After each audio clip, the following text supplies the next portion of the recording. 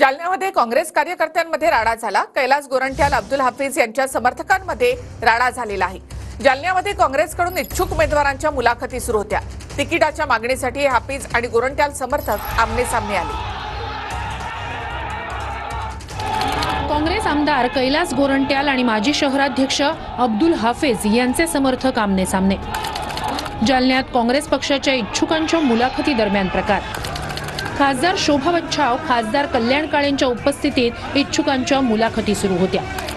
तिकिटाच्या मागणीसाठी दोन्ही समर्थक आमने-सामने आले। मोठा गोंधळ उडाला।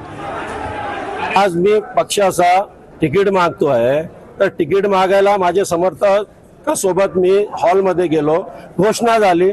अरे इतका काय राग येऊ लागला तुम्हाला? का असं तुम्ही वरती येऊ देत नाही? तुम्हाला तुमचा स्वतःचा इस्टेज आहे का? ते जालनाचे 5 मतदारसंघाचे जे इच्छुक उमेदवार आहेत सर्वांचे समर्थक लोक आलेले आहेत आणि प्रत्येकाला वाटते की आपल्या नेत्याला तिकीट भेटला पाहिजे, म्हणून जिंदाबाद मुर्दाबाद हे नारे लागतात। सहज काही नवीन नाही ते।